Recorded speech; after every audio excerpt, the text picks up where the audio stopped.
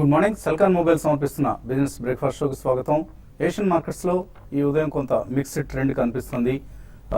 ఇవాళ bank of Japan తన monetary పాలసీని ప్రకటించబోతోంది. సో ఎటువంటి పాలసీ చేంజెస్ను మార్కెట్స్ ఎక్స్పెక్ట్ చేయటం లేదు. మేబీ కొంత స్టిమ్యులస్ను కొనసాగించే చర్యలు మినహాయిస్తే ఎటువంటి మార్పులు కూడా ఉండకపోవచ్చని బ్యాంక్ ఆఫ్ జపాన్ నుంచి మార్కెట్స్ ఎక్స్పెక్ట్ చేస్తున్న అంశం ఇది. సో ఈ నేపథ్యంలో ఏషియన్ మార్కెట్స్లో కొంత మిక్స్డ్ ట్రెండ్ కనిపిస్తుంది. మెజారిటీ ఆఫ్ ది మార్కెట్స్లో కొంత నెగిటివ్ ట్రెండే కనిపిస్తుంది. ఎస్జిఎక్స్ నిఫ్టీ కూడా మన మార్కెట్ సంబంధించి ఒక నెగిటివ్ ఓపెనింగ్ ఉండొచ్చు అన్న అంశాన్ని, or flat to slightly negative opening ఉండొచ్చు అన్న అంశాన్ని ఇండికేట్ చేస్తుంది. లాస్ట్ నైట్ యుఎస్ మార్కెట్స్ స్వల్ప నష్టాలతో ముగిశాయి. కొన్ని టెక్నాలజీ కంపెనీస్ సంబంధించిన రిజల్ట్స్ మార్కెట్స్ను సంతృప్తి పరచలేకపోయాయి. అలాగే ఫెడరల్ రిజర్వ్ త్వరలోనే వడ్డీ రేట్లు పెంచబోతుందన్న వార్తలు కూడా మార్కెట్స్లో కొంత నష్టాలకు దారితీసాయని చెప్పుకోవచ్చు. సో డౌ జోన్స్ 23 పాయింట్లు, S&P 500 ఫ్లాట్గా క్లోజ్ అయింది. నాస్డాక్ 21 పాయింట్ల నష్టంతో ముగిశాయి. మన మార్కెట్స్ విషయానికి వస్తే అక్టోబర్ సిరీస్ క్లోజ్ అయింది. అక్టోబర్ సిరీస్లో నిఫ్టీ 2% పెరిగింది. కానీ లాస్ట్ 1 వీక్ మాత్రం చాలా సెల్లింగ్ ప్రెషర్కు గురైంది. Both Nifty and bank Nifty కూడా. మరీ ముఖ్యంగా బ్యాంక్ నిఫ్టీ లాస్ట్ 1 వీక్లో 4.5% నష్టపోయింది. ఆల్మోస్ట్ 4.4%. నిఫ్టీ కూడా సుమారుగా లాస్ట్ 1 వీక్లో 3% వరకు నష్టపోవడం చూసాం. సో లాస్ట్ 1 వీక్ ట్రెండ్ కొంత రివర్స్ అయిందని చెప్పుకోవచ్చు. కార్పొరేట్ రిజల్ట్స్ పరంగా కొంత డిసప్పాయింటింగ్ ట్రెండ్స్ పెర్ఫార్మెన్స్ రావటం, అలాగే బీహార్ ఎన్నికలకు సంబంధించి ఎన్డీఏ అలాగే ఎగ్జిస్టింగ్ నితీష్ కుమార్ ప్రభుత్వానికి మధ్య నెక్ టు నెక్ పోటీ నడుస్తుందన్న వార్తలు, ఇటువంటివన్నీ కూడా కొంత, అలాగే ఫెడరల్ రిజర్వ్ వడ్డీ రేట్లు పెంచుతుందన్న వార్తలతో లాస్ట్ 1 or 2 days నుంచి మార్కెట్స్ కొంత నెగిటివ్ ట్రెండ్లోకి వెళ్ళటం, ఇవన్నీ కూడా మనం చూసాం. సో ఒక రిస్క్ ఆన్ మూడ్ ఏదైతే మనం ఈ నెల ప్రారంభంలో గమనించామో దానికి కొంత బ్రేక్ పడింది. సో ఇక్కడ నుంచి కూడా ఈ రిస్క్ ఆన్ ట్రేడ్కి బ్రేక్స్ ఎక్కువగా పడతాయి యాక్సలరేటర్స్ కంటే కూడా. సో ఈ అంశాన్ని మనం గమనించాలి. సో రాబోయే కొంతకాలం కూడా నియర్ టర్మ్ ట్రెండ్స్ మాత్రం కొంత నెగిటివ్గా ఉండే అవకాశం ఉంది. ఎస్పెషల్లీ బ్యాంకింగ్ స్టాక్స్లో కేర్ఫుల్గా ఉండాలి. బ్యాంక్ నిఫ్టీ చాలా అండర్ పెర్ఫామ్ చేస్తుంది. ఇన్ఫ్యాక్ట్ 16,800 లెవెల్ని ఇప్పుడు 17,200 సమీపంలో ఉంది. 16,800 లెవెల్ చాలా కీలకమని చెప్తున్నారు టెక్నికల్ అనలిస్ట్. సో ఆ లెవెల్ కనుక నిలబెట్టుకోలేకపోతే ఒక ఫ్రీ ఫాల్కి వెళ్లే ప్రమాదం కూడా బ్యాంక్ నిఫ్టీలో కనిపిస్తుంది. యాక్సిస్ బ్యాంక్ లాంటివి డిసప్పాయింట్ చేయడం చూసాం. ఇవాళ ఐసిఐసిఐ బ్యాంక్ రిజల్ట్ రాబోతుంది. సో ఐసిఐసిఐ బ్యాంక్ రిజల్ట్ కనుక ఏమాత్రం నెగిటివ్గా ఉన్నా మార్కెట్స్లో చాలా హ్యూజ్ సెల్లింగ్ ప్రెషర్ వస్తుంది. సో ఒక గేమ్ చేంజర్ రిజల్ట్గా కూడా మనం ఐసిఐసిఐ బ్యాంక్ రిజల్ట్ని ఇవాళ కీన్గా వాచ్ చేయాలి. సో నెక్స్ట్ నియర్ టర్మ్ ట్రెండ్ను డిక్టేట్ చేసే అవకాశం ఐసిఐసిఐ బ్యాంక్ రిజల్ట్కి ఉంది. సో ఎందుకంటే ఐసిఐసిఐ బ్యాంక్ నిఫ్టీలో హెవీ వెయిట్ స్టాక్. ఒకవేళ యాక్సిస్ లాగానే ఒక నెగిటివ్ సర్ప్రైజ్ కానీ ఏమైనా ఇస్తే, నెగిటివ్ షాకర్గా ఏదైనా ఉంటే మాత్రం చాలా ఇబ్బంది పడాల్సి వస్తుంది బ్యాంక్ నిఫ్టీ పరంగా, అలాగే బ్యాంకింగ్ స్టాక్స్ అన్ని కూడా. అదర్వైజ్ ఒకవేళ పాజిటివ్గా నిన్న మనం ఎస్ బ్యాంక్లో చూసినట్లుగా ఒక పాజిటివ్ పెర్ఫార్మెన్స్ వస్తే కొంతవరకు సెల్లింగ్ ఆగే అవకాశం ఉంది. ఎందుకంటే లాస్ట్ 2 daysలో మనం చూసాం axis bank 1,500 crores delivery based selling రావడం చూసాం.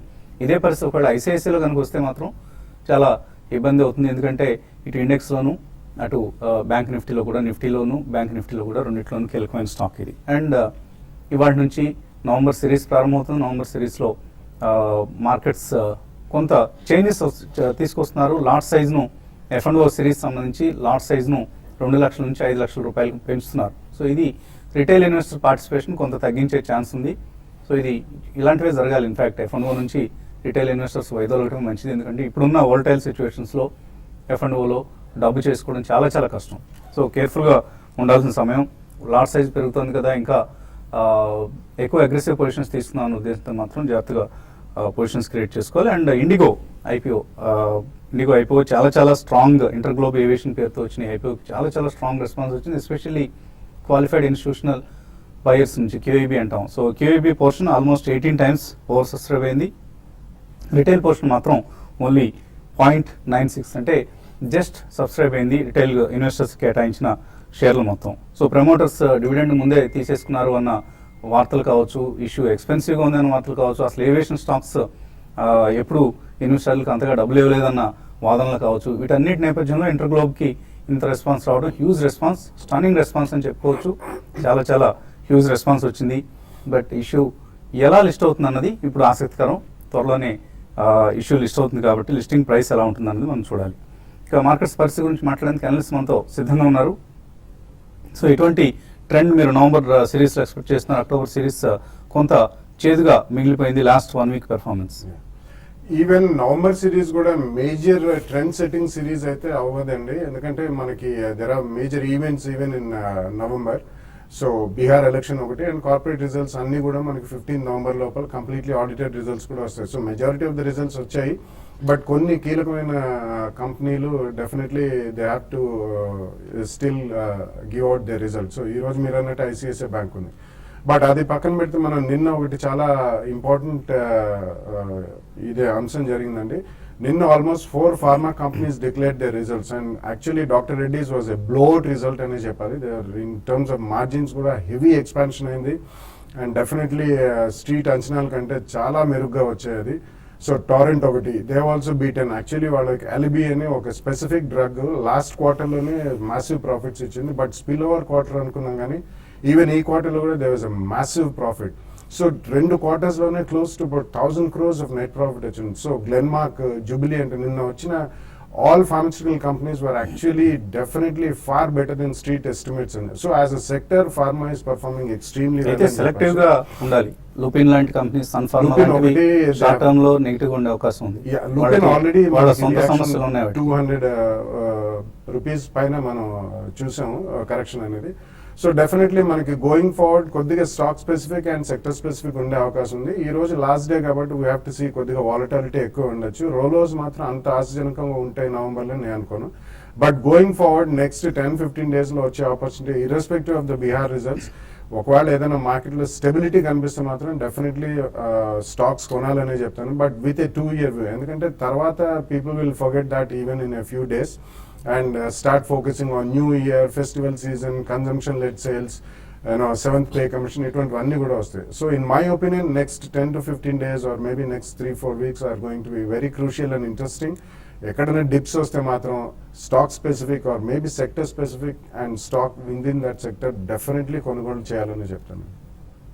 సో బాలా గారు చెప్పినట్లుగా నిన్న doctor Reddy's stock of the day almost 3% పెరిగింది. రిజల్ట్ చాలా చాలా స్ట్రాంగ్గా వచ్చింది అండ్ లీడర్షిప్ తీసుకుంటుంది ఇప్పుడు pharma among the pharma stocks. Maybe doctor Reddy's ఈ పెకింగ్ ఆర్డర్లో పైకి వెళ్తుంది based on its performance of course. అలాగే టెక్నికల్గా నవంబర్ సిరీస్లో మనం ఎటువంటి అంశాలను గమనించాలి? బేసికలీ ఐ థింక్ మార్కెట్స్ మనం చూస్తే కనుక మనకి lower end of the range లో ఉన్నట్టు కనిపిస్తుందండి. బేసికలీ మనకి నిఫ్టీ ఏదైతే మనకి టోటల్ రైజ్ చూసామో 7540 నుంచి 8340 దాకా వెళ్ళటం చూసింది. అంటే 800 పాయింట్స్ పెరిగినాక ఒక 4 days లోనే కొద్దిగా షార్ప్ కరెక్షన్ రావటం చూసాం. కన్సాలిడేషన్ ఏదైతే ఉందో దాని లో కూడా బ్రీచ్ అవటం చూసాం. సో 8096 కింద క్లోజ్ అవుతే కనుక ప్రాబ్లీ అక్కడి నుంచి కొద్దిగా బేరిష్నెస్ ఉండే అవకాశం ఉంది నిఫ్టీలో. బట్ 7940 అంటే 50% retracement of the entire rally 7940 దగ్గర ఒక గట్టి సపోర్ట్ తీసుకునే అవకాశం ఉంది. సో మనం ఇక్కడ గమనించాల్సింది ఏంటంటే బుల్ మార్కెట్ లో జనరలీ కరెక్షన్స్ అనేది చాలా షార్ప్ గా ఉంటాయి. సో అదే మనం గమనించాం. ఏదైతే 3 weeks రేజ్ ఉందో ప్రాబ్లీ మనం ఈ వీక్ లోనే ఆల్మోస్ట్ మొత్తం రేజ్ కోల్పోవడం చూసాం. సో 3 week లో ఏదైతే ఉందో 8088 దాని కింద ఈ రోజు కనుక క్లోజ్ అయితే ఫ్రైడే ఈ రోజు మనకి last day of the trading కాబట్టి సో డెఫినెట్ గా మనకి ఇంకా కిందకి వెళ్ళే అవకాశం ఉంది. మేబీ 7940 ఆర్ 7860 దాకా వచ్చే అవకాశం ఉంది. సో ఇప్పుడు సెల్ ఆన్ ర్యాలీస్ గా చెప్తాం మనం టెక్నికలీ, ఎందుకంటే మనకు ఆల్రెడీ 20-day మూవింగ్ యావరేజ్ కింద ట్రేడ్ అవుతుంది నిఫ్టీ కాబట్టి. సో 8166 అనేది మనకి 20-day moving average. So definitely ఇక్కడైతే అటెంప్ట్ చేయొచ్చు సెల్లింగ్ అనేది. సో 8170 అండ్ 8220 మధ్యలో మనం డెఫినెట్ గా ఒక సెల్ పొజిషన్స్ తీసుకోవచ్చు.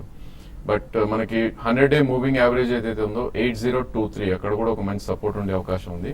ప్రాబ్లీ రిస్క్ టు రివార్డ్ అనేది ఇక్కడ బుల్స్ కే ఫేవర్ గా ఉందని చెప్పొచ్చు. బికాస్ 130 పాయింట్స్ మనకి డౌన్ సైడ్ చూసుకుంటే మేబీ ర్యాలీ వస్తే 8350, 84 దాకా మళ్ళీ వెళ్ళే అవకాశం ఉంది. సో కేర్ఫుల్ గా ఉండాలి ఈ స్టేజ్ లో. ప్రాబ్లీ 8030, 8040 వస్తేనే మనం లాంగ్ పొజిషన్స్ అటెంప్ట్ చేయాలి. అదేవిధంగా 8250, 8270 వస్తే కనుక maybe short position short term కి అటెంప్ట్ చేయొచ్చు. అదేవిధంగా బ్యాంక్ నిఫ్టీ చూస్తే కనుక మనకి 2 days బ్యాకే ఇది 20-day మూవింగ్ యావరేజ్ బ్రీచ్ అవటం చేసాం. అండ్ నిన్న ట్రేడింగ్ ప్యాటర్న్ చూస్తే కనుక మనకి స్ట్రాంగెస్ట్ బ్యాంక్స్ ఏవైతే అనుకున్నాం ఇన్ని రోజులు ప్రైవేట్ సెక్టర్ లో ఇండస్ ఇండ్ లాంటివి కూడా మనకి బిలో 20-day రావటం అండ్ షార్ప్ కరెక్షన్స్ చూసాం నిన్న. సో ఈవెన్ ఇండస్ ఇండ్ కూడా ప్రాబ్లీ 884 ఏదైతే 200-డే మూవింగ్ యావరేజ్ ఉందో దాని కింద వస్తే మటుకు చాలా బేరిష్నెస్ వచ్చే అవకాశం ఉంది. ఈవెన్ బ్యాంక్ నిఫ్టీ కూడా 17,111. సో ఆ లెవెల్ ఏదైతే ఇంటర్మీడియట్ లో ఉందో అది బ్రీచ్ అయిందంటే ప్రాబ్లీ నెక్స్ట్ మీనింగ్ఫుల్ సపోర్ట్ అనేది 16,648 దగ్గర ఉంది. సో చాలా కేర్ఫుల్ గా ఉండాలి బ్యాంక్ నిఫ్టీలో. Bank Nifty definitely sell on rallies గా మనం చెప్పుకోవచ్చు ఈ స్టేజ్ లో. 17,607 20-డే moving average. So any sharp moves up moves వస్తే కనుక బ్యాంక్ నిఫ్టీలో ఎగ్జిట్ అవడం బెటర్. అదేవిధంగా స్టాక్స్ లో కూడా వెరీ సెలెక్టివ్ ఉండాలి మనం. Maybe mid caps and mid cap pharma అనేది మనకి చాలా మంచి పర్ఫార్మెన్స్ చూస్తున్నాం. డిష్ మ్యాన్ అండ్ జూబ్లియంట్ లాంటివి almost lifetime high or 52-వీక్ హై అబౌవ్ ట్రేడ్ అవటం చూస్తున్నాం. సో ఇలాంటి స్టాక్స్ లో ఎక్కడైనా కూడా 10 to 15% కరెక్షన్ వస్తే 3 months to 6 months వ్యూ ఉన్న వాళ్ళు లాంగ్ పొజిషన్స్ తీసుకోవచ్చు. ఎన్ని కాలర్స్ లైన్ ఉన్నారు? ఫస్ట్ కాలర్ రమేష్ షోలాపూర్ నుంచి. హలో, సార్ నమస్తే సార్. నమస్తే అండి, అడగండి. సార్ డోరియర్ ఇండస్ట్రీస్ టెక్నికల్ ఎలా ఉంది? ఫస్ట్ లాంగ్ టర్మ్ లో 3 నుంచి 5 సంవత్సరాలు తీసుకున్నాను. ఏ కంపెనీ అన్నారు? హలో, సార్ డోరియర్ ఇండస్ట్రీస్ సార్ టెక్నికల్ ఎలా ఉంది? డోనియర్. డోరియర్ ఇండస్ట్రీస్ డోనియర్ అంటే టెక్స్టైల్ బ్రాండ్ ఉండేది. ఓకే. యా, ఈ స్టాక్ చూస్తే కనుక బేసికలీ 2007 లో 241 రూపీస్ ఉందండి. అక్కడ నుంచి టోటలీ డౌన్ ట్రెండ్ లో ఉంది. ఈవెన్ టెక్స్టైల్ సెక్టర్ పర్ఫార్మ్ చేస్తున్నా కూడా ఇది totally down trend or sideways అని చెప్పొచ్చు. గత 2 years గా చూస్తే కనుక ఇది 9 రూపీస్ నుంచి ప్రాబ్లీ 25 రూపీస్ మధ్యలో ట్రేడ్ అవుతుంది. సో ఇలాంటి స్టాక్స్ మనకి ఆల్మోస్ట్ డెడ్ క్యాట్ బౌన్స్ గా మనం పరిగణిస్తాం. సో డెఫినెట్లీ ఇలాంటి స్టాక్స్ అవాయిడ్ చేయాలండి. కరెంట్లీ 13 రూపీస్ ఉంది. సో మీ దగ్గర పొజిషన్ ఉంటే మటుకు ఈ స్టేజ్ లో ఉంచండి. మేబీ 4 month లో ఏదైతే ఉందో 11 రూపీస్ 30 పైసా స్టాప్ లాస్ పెట్టి అదేవిధంగా పుల్ బ్యాక్ వచ్చి 24-25 వస్తే కనుక ఎగ్జిట్ అయిపోండి. ఇలాంటి స్టాక్స్ లో లాంగ్ పొజిషన్స్ డెఫినెట్లీ తీసుకోకూడదు. షోలాపూర్ నుంచి కాల్ చేశారు. సో ఒకప్పుడు చెప్పులకి బాగా ఫేమస్ షోలాపూర్ చెప్పులు నావిపోయాయని పాట కూడా ఉండేది. సిరిసిల్ల నుంచి ప్రసాద్. హలో, హలో అడగండి ప్రసాద్. Hello sir. హలో వినిపిస్తుంది, అడగండి.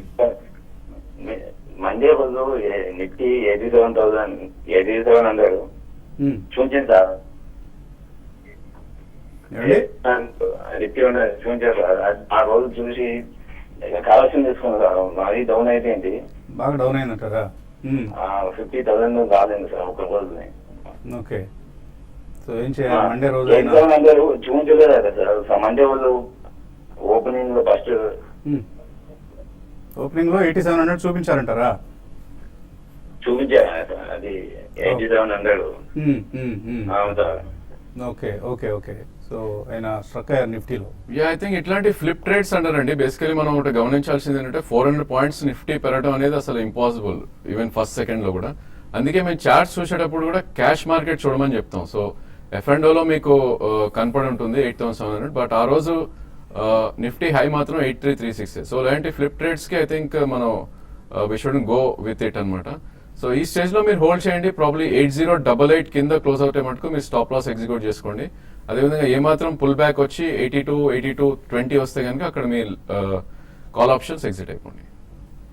సాధ్యమైనంత వరకు ఇటువంటి ఫ్యూచర్స్ పొజిషన్స్ అవాయిడ్ చేసే ప్రయత్నం చేయండి. ప్రసాద్ గారు ఏం చేస్తుంటారో మీరు అడగలేదు, మేము సిరిసిల్ల నుంచి కాల్ చేశారు. అలాగే చాలామంది మనకు గుంటూరు మన ఇన్వెస్టర్ సమిట్ తర్వాత మనం కండక్ట్ చేస్తామని చెప్తున్న ఎక్స్క్లూజివ్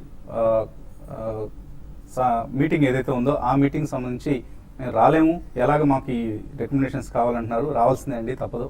సో అక్కడికి వచ్చి పార్టిసిపేట్ చేసిన వాళ్ళకి అయితే ఎన్ఆర్ఐ మిత్రులకు మాత్రం కొంతమంది మెయిల్స్ పంపించారు మనకు, 2-3. వాళ్ళకి ఎన్ఆర్ఐస్ ఇటువంటి రికమెండేషన్స్ పట్ల ఆసక్తి ఉంటే వాళ్ళకి ఎలా, ఎందుకంటే వాళ్ళు ఇక్కడ ఇండియాలో లేరు కాబట్టి రావడం అసాధ్యం కాబట్టి వాళ్ళకి ఎలా మనం ఈ రికమెండేషన్స్ అందజేయాలి. Of course it's a paid service, ఇందులో ఓపెన్ సీక్రెట్, ఇందులో రహస్యమే లేదు. సో కొంత మనం ఇది ఉచితంగా ఇవ్వకూడదు. సో కొంత పెయిడ్ సర్వీస్ కాబట్టి దీన్ని ఎన్ఆర్ఐస్కి ఎలా అందజేయాలనే అంశాన్ని ఆలోచిస్తున్నాం. దీని త్వరలోనే మీకు ఏ విధంగా ఈ రికమెండేషన్స్ ఎన్ఆర్ఐస్ పొందొచ్చు అనే అంశాన్ని తెలియజేసే ప్రయత్నం చేస్తాం. ఒక చిన్న బ్రేక్ తీసుకున్నాం ఇప్పుడు.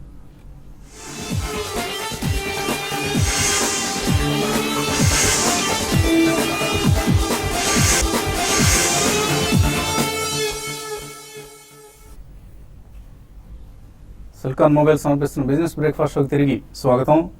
కాలర్స్ లైన్లో ఉన్నారు. తర్వాత కాలర్ ఆదినారాయణ రెడ్డి హైదరాబాద్ నుంచి. హలో, నమస్కారం సార్. నమస్తే అండి, అడగండి. సార్ నేను ఎల్ఎన్టీని 1620 వరకు కొన్నాను సార్. ఎల్ఎన్టీ ఎల్ఎన్టీని 1620 వరకు కొన్నాను సార్. ఓకే. అలాగే ఎన్ఎండిసిని 160 వరకు కొన్నాను సార్. అలాగే ఇండియన్ బ్లూ హౌసింగ్ ఫైనాన్స్ 379 వరకు కొన్నాను సార్. ఓకే అండి. మనాని పెట్రో 11 రూపీస్ వరకు కొన్నాను సార్. ఈ స్టేటస్ అమ్మొచ్చు అమ్మకూడదు. రెండు స్టాక్స్ ని తీసుకుని ప్రయత్నించేద్దాం మనం, ఎల్ఎన్టీ, ఎన్ఎండిసి. ఐ థింక్ ఎల్ఎన్టీ చాలా బేరిష్ గా ట్రేడ్ అవుతున్న స్టాక్ అండి. గత 3 నెలలుగా మనకు ఒక డౌన్ ట్రెండ్ లో ఉన్న స్టాక్. సో 1888 నుంచి ఆల్మోస్ట్ మనం 1450 దాకా రావడం చూస్తున్నాం. సో మనకి ఈ మంత్ స్వింగ్ లో ఏదైతే ఉందో 1412 దాని కింద క్లోజ్ అవుతే ఫర్దర్ వీక్నెస్ అయ్యే ఛాన్స్ ఉంది. సో మీ ఎగ్జిస్టింగ్ పొజిషన్ కి డెఫినెట్లీ 1400 కింద క్లోజింగ్ బేసిస్ తో స్టాప్ లాస్ పెట్టాలి. అదేవిధంగా మార్కెట్ పుల్ బ్యాక్ వచ్చి ఏమాత్రం ఇది 1533, 1540 20-day మూవింగ్ యావరేజ్ వస్తే అక్కడ మీరు కొద్దిగా డెఫినెట్ గా లాస్ బుక్ చేయాలి in case you're trader. But long term 2 years 3 years అంటే డెఫినెట్లీ స్టాక్ హోల్డ్ చేయొచ్చు. అదేవిధంగా మనకి మెటల్ స్పేస్ అనేది గత కొన్ని రోజులుగా చాలా అండర్ పర్ఫార్మ్ చేస్తున్న స్టాక్. అందులో ఈవెన్ ఎన్ఎండిసి కూడా ప్రాబ్లీ చాలా వీక్ గా ట్రేడ్ అవుతుంది. సో అవాయిడ్ చేయమంటారు. సో కంప్లీట్లీ అవాయిడ్ చేయండి. ఓకే. తర్వాత లాస్ట్ కాలర్ లైన్ ఉన్నారు, నిజామాబాద్ నుంచి Suresh. Hello, good morning sir. Morning అండి, అడగండి. యాక్సిస్ బ్యాంక్ ఈ టైంలో బై చేయొచ్చా లేకపోతే కొన్ని రోజులు ఆగమంటారా? ఏ ప్రైస్ లో మనకు కొంటే బాగుంటుంది? యాక్సిస్ బ్యాంక్ లాస్ట్ 2 days లో బాగా సెల్లింగ్ ప్రెషర్ ఉన్న కౌంటర్ ఇది. ఇక్కడ కొనొచ్చా, ఇంకా వెయిట్ చేయాలి? డెఫినెట్లీ ఐ థింక్ పడేటప్పుడు కొనకూడదండి. ఫాలింగ్ స్పోర్ట్ అంటారు ఇట్లాంటి స్టాక్స్ ఏదైనప్పటికీ షార్ట్ టర్మ్ లో. సో ఐ థింక్ మనకి ప్రీవియస్ స్వింగ్ లో ఏదైతే ఉందో ప్రాబ్లీ 446 దగ్గర సపోర్ట్ తీసుకునే ఛాన్స్ ఉంది. సో 468 కరెంట్ మార్కెట్ ప్రైస్ ఉంది. మేబీ 445, 450 వస్తే మీరు అటెంప్ట్ చేయొచ్చు. బట్ మీరు 3 months మినిమం వ్యూ తీసుకోవాలి ఇట్లాంటి స్టాక్స్ మీరు కొనాలంటే. ఎందుకంటే బాగా పడిన స్టాక్స్ పుల్ బ్యాక్ రావడం కష్టం ఉంటుంది. ఎవ్రీ రైజ్ లో సెల్లింగ్ వస్తుంది. సో 445, 450 మధ్యలో కొనండి. స్ట్రిక్ట్లీ 428 స్టాప్ లాస్ పెట్టుకోండి.